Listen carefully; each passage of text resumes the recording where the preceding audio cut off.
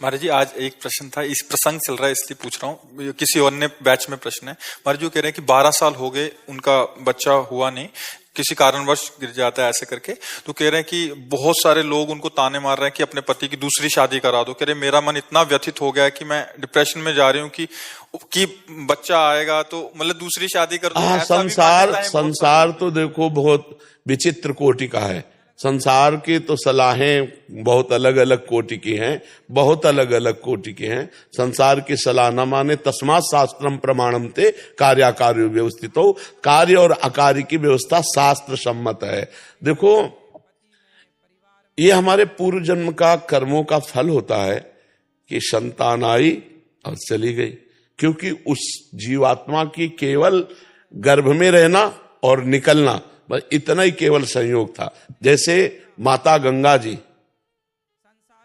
महाराज शांतनु से जो पुत्र होता गंगा में फेंक देते, 7 को फेंका, 8वें को जब उन्होंने रोक लिया तो ये कोई नई घटना नहीं थी। ये घटना पहले ब्रह्मलोक में तय हो चुकी थी।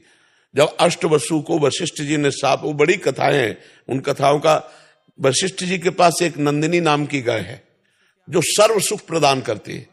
मतलब जो आप चाहो, जैसे कल्पतरु तैसे वो कामधेनु, जो चाहो आप वो दे दे, और उसका दूध पीने वाला अमर हो जाता है।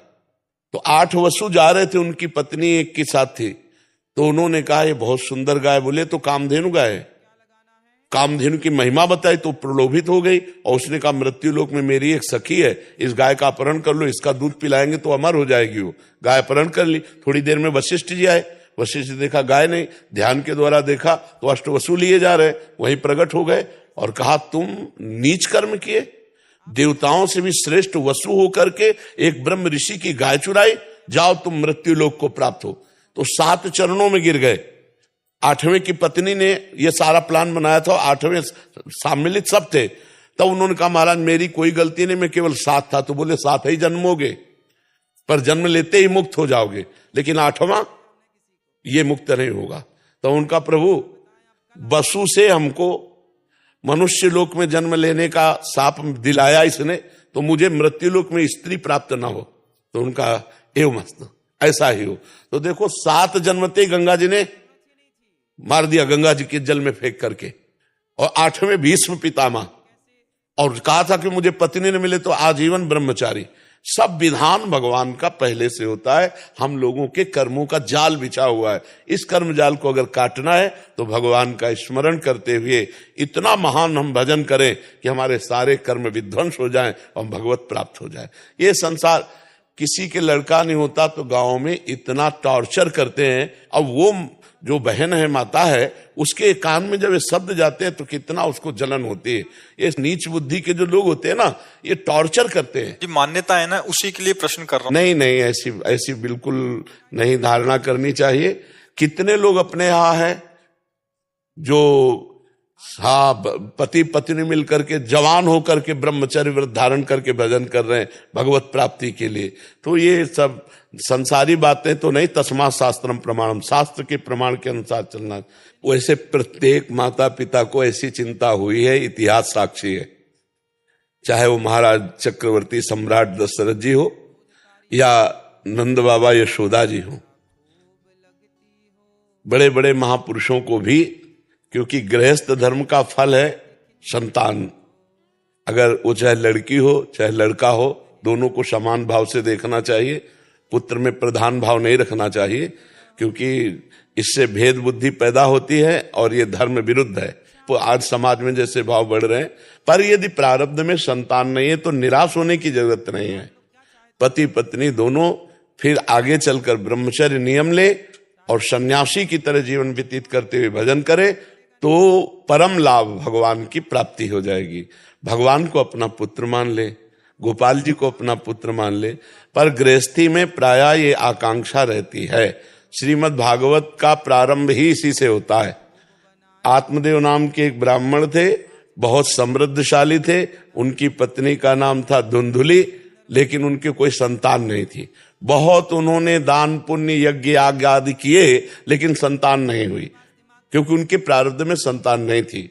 तो उन्होंने सोचा कि मैं कर लेता हूं। इतना संतान में प्रियता बढ़ गई कि वो अपने शरीर को नष्ट करने के लिए जंगल चले गए।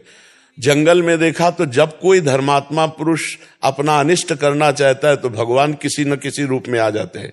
तो एक सन्यासी के रूप में भगवान पधारे।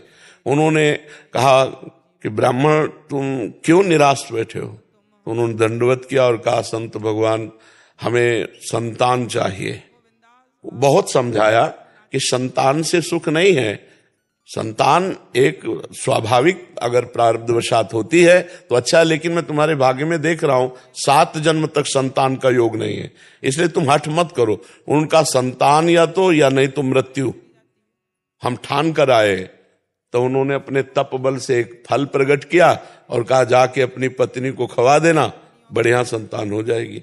तो देखो भाग्य में नहीं था ना, तो उनकी पत्नी को जब दिया उन्होंने जाके अपनी तो उस पत्नी ने सोचा कि यार पेट बढ़ जाएगा, कौन ने 9 महीना भोजन भी सही नहीं हो पाएगा और बड़ी समस्या है। तो उनकी बहन आई हुई थी, तो बहन से कहा कि पति ने दिया है कि फल खा लो तो संतान हो जाए। तो उनका गर्भ हमारे है, अभी इसी महीने में गर्भ हुआ है, तो तुम ये फल गाय को खवा दो और जो संतान होगी वो मैं तुम्हें दूंगी। तुम गर्भ का नाटक करो और तुम हमारे पति को कुछ धन दे देना, तो हम ये कह देंगे हमारी संतान मर गई, और ऐसा हो गया।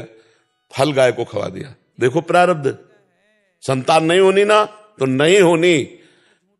अब 9 महीने के बाद वो गर्भ का नाटक करती रही 9 महीने तक, और जब उसके संतान हुई तो रातों रात मंगा लिया और बस आत्मदेव के संतान हुई, बड़ा आनंद मंगल।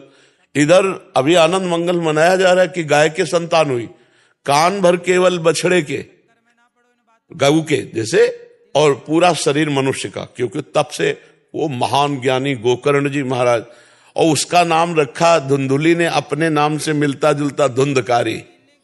अब वो जैसी जैसी अवस्था बढ़ी वैसे वैसे वो नीच आचरण करने वाला, छोटे बच्चे खेल रहे हैं उठा के कुएं में डाल देना, फिर चोरी करना, व्यभिचार करना, और इतनी पिटाई की माता पिता दोनों की। तो माता तो पिटने के भय से ऊब करके कुएं में गिर के मर गई। गोकर्ण के हाथ जोड़ा उनके पिताजी ने, कहा बेटा मेरी तो दुर्गति हुई जा रही पुत्र मोह में, इससे तो ये ना होता तो अच्छा था, तो बेटा अब क्या करें? तब उन्होंने कहा कि अब इस समय संसार के राग का त्याग करके एकांत में जाकर भगवान का चिंतन करो। धर्मम भजस्व सततम त्यज लोक धर्मान, सेवन सदा साधु पुरुषन, जय काम तृष्णाम, अन्यस्य दोष गुण चिंतन मास मुक्त्वा, सेवा कथा रसमोह नितराम पिबत्वम। लोक धर्म का त्याग करो, ये लोक धर्म की संतान हो, परम धर्म को स्वीकार करो, श्री भगवान को। बोले परम धर्म को कैसे स्वीकार करें? तो बोले सेवन सदा साधु पुरुषन, संत पुरुषों का संग करो, और काम और तृष्णा का त्याग करके ही सत्संग सफल होता है। और जाकर के किसी की निंदा स्तुति मत करना, भगवान का चिंतन करो, भगवान का। तो वो उधर से ये पापी पाप करते हुए वैश्याओं के द्वारा मारा गया और भूत योनि को प्राप्त हुआ। तब गोकर्ण जी ने श्रीमद् भागवत सुना करके उसका उद्धार कराया। तो जरूरी नहीं है कि संतान अगर हमारे पास नहीं तो हम व्यथित बने रहे, नहीं, हमारा मुख्य लक्ष्य भगवत प्राप्ति। जब देख लिया कि कई वर्ष हो गए संतान का योग नहीं बन रहा, तो पति पत्नी दोनों संयम से रहो और भजन करो और भगवान की प्राप्ति कर लो।